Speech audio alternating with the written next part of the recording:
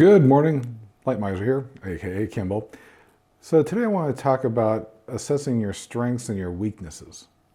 We all have them. Um, I'm a big nerd, that's a strength, but comes with that comes some interpersonal issues.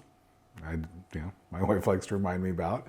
Um, right now, I am in the middle of putting together a company with a friend of mine, and I think it's got a huge upside potential. Obviously, I'm the one focusing on the tech stack of things. And through other businesses I've done and other ventures I've had, I openly recognize the fact that I suck at sales.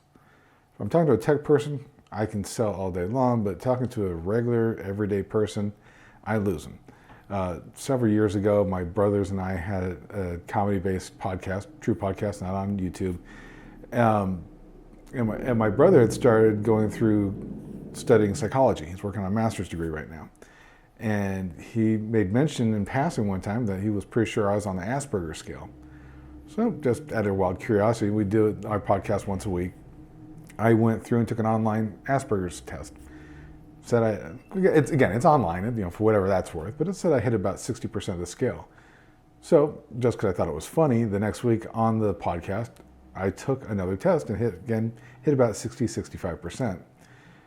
Whenever I bring this up to my wife, it drives her nuts. She hates that I talk about this at all. She does not like this at all. I was talking to my little sister about it, who's a math teacher. And so as a math teacher, going through education programs, of course, she has had some training with autism and people on the spectrum. And so she has a lot of familiarity and hands-on time with that. And so when I brought up to her what my little brother had said in his online test, her response was, "And?" she was not surprised by this at all. She'd realized this years ago. And so being the fact that I'm on the Asperger scale means I get highly focused about things that tend to be technical or nerdy or stuff like that. So when I get into sales, I tend to focus on the tech part of whatever I'm selling. Now, if I'm talking to a technician, that's great. If I'm talking to an average person, for a while I did insurance and I would lose people in the weeds because I'd get stuck in the weeds. And so, again, I know that I suck at sales. I could spend time learning more about it, which isn't a bad idea, but with what we're building, I don't have time for that. And I acknowledge that I'm bad at that, and we knew that for what we're building has huge upside potential, but it needs to be aggressively sold. Now, a company that I used to be with, the person who took over from the founder as the CEO, he'd come from the sales world with Cisco. It was a tech company, and he built out this huge sales program there within the company to the point that the number of salespeople overshadowed the engineers, which isn't a bad thing. It really isn't, especially in the tech world if you're going to scale it up. And so I understood the concepts and the importance of this.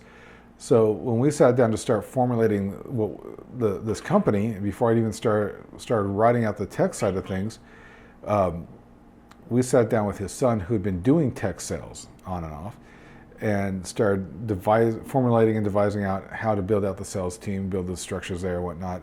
So we're almost to the point where I'm in beta with the software I'm building. And as soon as I hit beta, we're going to get a couple of test clients on our software, make sure flush everything out for a month or 2 months. And during that last month of beta is when we're going to be ramping up our sales team, getting people trained up, getting all of our content for them to be able to take out to clients, so that when we go alpha day one, they're hitting hard, hitting heavy. So, I talk about this saying that I recognize where my weakness is. It is absolutely in sales. So we've partnered with people who are geniuses at sales. Well, I won't say geniuses, they're good, but good enough to really ramp this up with the goal of eventually, once we start getting proceeds going, and as we scale the company up and grow the company, that we bring on true geniuses, we bring in VP of sales and things of that nature. And that's part of also putting together a company that, I've built a lot of these small little standalone companies where, the ice machine, that stuff but really is just me, or I get a couple guys that help me out with it with my trailers and stuff. And those are fine. There's nothing wrong with that. But you can only grow up to what you can do.